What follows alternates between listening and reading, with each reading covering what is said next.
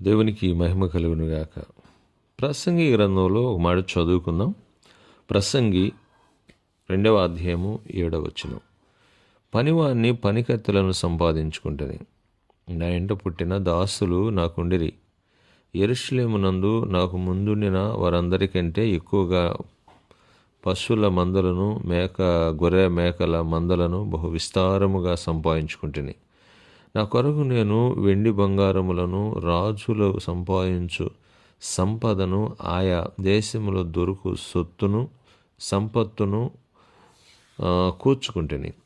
నేను గాయకులను గాయకురాండ్లను మనుషులిచ్చు చేయించు సంపదను సంపాదించుకుంటుని. బహుమంది ఉపపతులను ఉంచుకుంటుని. నాకు ముందు యెరూషలేములో ఉన్న వారందరి కంటే నేను గనుడనై అభివృద్ధి నొందితిని. నా జ్ఞానము నన్ను విడిచిపోలేదు.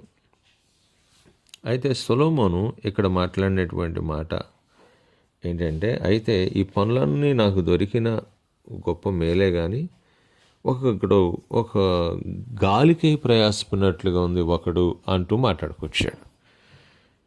నేనేమంటానంటే, ఇక్కడ ఇన్ని సంపాదించడానికే కదా మనుషులందరూ ప్రయాసపడుతుంది. ఈ భూమి మీద ప్రతి వ్యక్తి కూడా అది సంపాదించాలి ఇది సంపాదించాలంటే సొలొమోన్ లాగా సంపాదించినోడు ఎవరు లేరు. కానీ సొలొమోన్ చెప్పిన మాట ఏంటంటే, ఇదంతా గాలికై ప్రయాసపడినట్టుగా ఉంది. ఇది నేను చూడగా ఒకడు విడిచిపెట్టి వెళ్ళాల్సిందే కదా ఇదంతా కూడాను.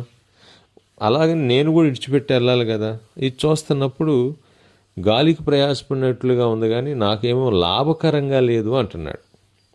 కానీ తిమోతికి పౌలు ఉత్తరం రాస్తూ ఒక విషయాన్ని చెప్పాడు.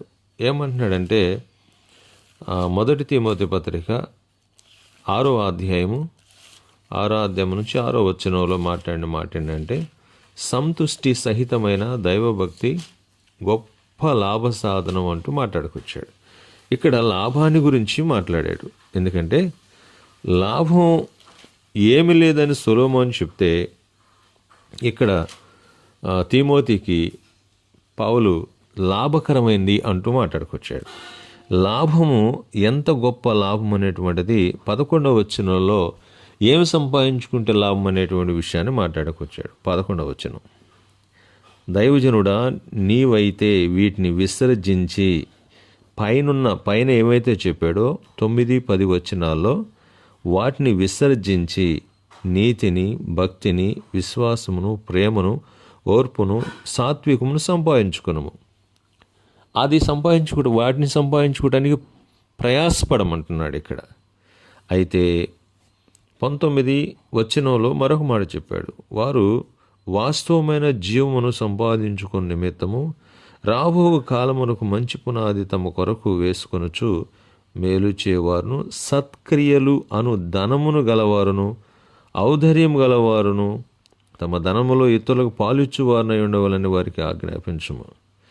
ఇక్కడ చెప్పినటువంటి మాట ఏంటంటే, జీవమును సంపాదించుకోండి. జీవము ఇక్కడ నీతి, భక్తి, విశ్వాసం, ప్రేమ, ఓర్పు, సాత్వికంతో పాటు జీవాన్ని సంపాదించుకోండి. ఆ జీవము ప్రభు అయిన యేసుక్రీస్తు వారు. వాస్తవానికి ఇక్కడ మీరు తెలుసుకోవాల్సినటువంటి విషయం ఏంటంటే, చాలామంది భక్తి చేస్తారు కానీ ఆ భక్తిలో యథార్థత, ఆ భక్తిలో తృప్తి ఉండదు. మందిరానికి వచ్చినప్పుడు, దేవుని సన్నిధిలో ఉన్నప్పుడు తృప్తిగా భక్తి చేస్తున్నామా మనం?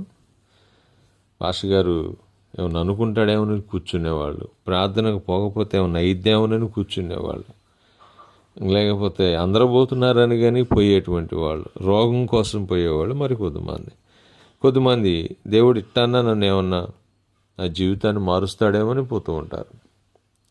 కానీ జీవాన్ని సంపాదించుకోవాలని, నీతిని సంపాదించుకోవాలని, భక్తిని సంపాదించుకోవాలి, విశ్వాసాన్ని సంపాదించుకోవాలి, ప్రేమ, ఓర్పు, సాత్వికాన్ని సంపాదించుకోవాలని వెళ్ళేవాళ్ళు ఎవరుంటారు?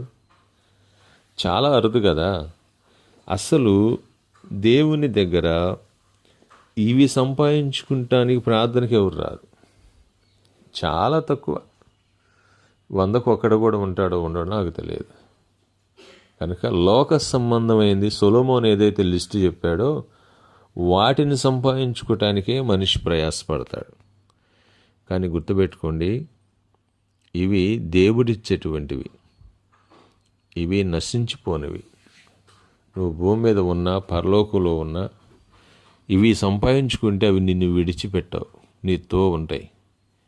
దాన్నే సొలొమోను రాస్తూ చెప్పినటువంటి మాట ఏమంటాడంటే, 3వ అధ్యాయము మొదటి 2-3 వచనాలు కనుక మీరు చదివితే సామెతల్లో ఈ విధంగా అంటాడు, నా కుమారుడవు నా ఉపదేశమును మరువకము, నాగిల హృదయపూర్వకంగా గైకొనుము, అవి దీర్ఘాయుమును సుఖజీవముతో గడు సంవత్సరములను శాంతిని కలుగుజేయను. దయను సత్యమును ఎన్నడూ విడిచిపెట్టి పోనీకము, వాటిని కంఠభూషణముగా ధరించుకొనుము.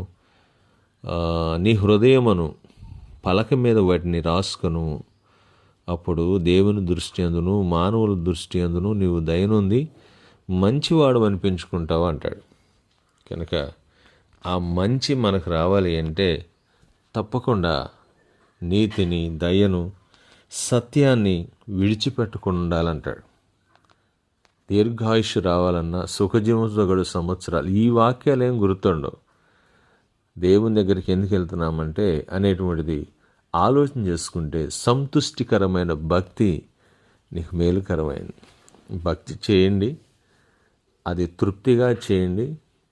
ఆ భక్తి ఇహమందు పరమందు నిన్ను ఆశీర్వదించబడేటట్టుగా చేసింది. రెండవదిగా పరలోకం తండ్రి దగ్గరకు చేర్చింది. మూడవది జీవాన్ని కనుగొనగలవు. దేవునికి స్తోత్రం.